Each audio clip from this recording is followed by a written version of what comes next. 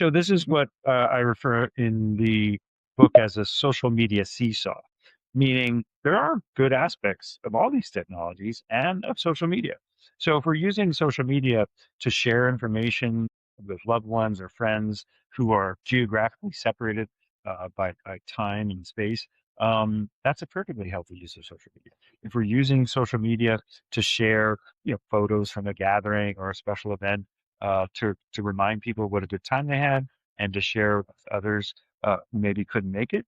That's an excellent use of social media because it's actually facilitating social connection and what social psychologists call strong social bonds.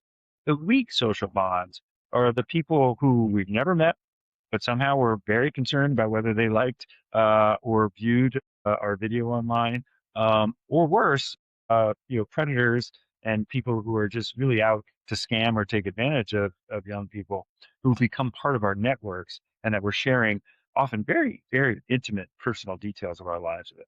I believe there is evidence suggesting that as a society, we are becoming less empathic, and one of the ways we can understand that is by understanding where empathy comes from, how it's nurtured, and also how it works in the brain.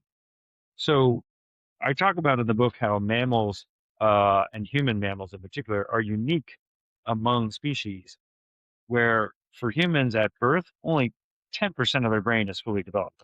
That means 90% of brain development has to occur outside of the womb.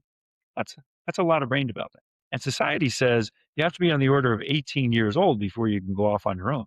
That's a long time. So we shouldn't be surprised that we have evolved networks of neurons in our brain that allow us to form strong attachment and strong social bonds. The core of those bonds is the ability of one brain to understand the mental state of another brain, which we often refer to as empathy. Now, what does social media and what do heavy use of smartphone technologies in isolation do to the brain? Well, one of the things it does, particularly at young ages, is it displaces social interaction. So the book, I talk about in the book the video transfer deficit. Now, what is that? That means from about 0 to 3 years of age, little brains are so underdeveloped that they lack the neural scaffolding to take information from a two-dimensional world like a screen and apply it to a three-dimensional world like reality. So I think the best example of how technology can facilitate strong social bonds and empathy is through certain communications. So, for example, when people who are in a loving relationship have a fight, and sometimes it's hard to think on your feet and come up with the right words. Using uh, ChatGPT for some recommendations, thinking about what you're going to say, texting it so that you can put the right words to it can often bring down the emotional temperature of a fight and allow people to repair and see the other person's perspective. And that's really the core of empathy. We know when people are in a heightened state of arousal and they have a lot of negative emotions in particular, it's very hard to be empathic. And so by using technology to turn down the temperature, communicate in a way, try to understand the other person's perspective, I think is an excellent way that we can actually strengthen our empathic bonds rather than weaken them. Well, I do like the idea, and I talk about this at the end of the book, of using technology to help solve the problem, right? So whether that's giving parents better controls so that they can monitor their children's usage and they can give feedback and intervene before problematic habits emerge, or building apps that rather than just hijack your attention, coach you on how to be a better friend, how to be a better parent, how to be a better loved one. I think we're starting to see the rise of using all these wonderful technologies to help make us more human, and to sort of reclaim some of what we've lost over the last decade. Look, I tell the story in the book. Hold on.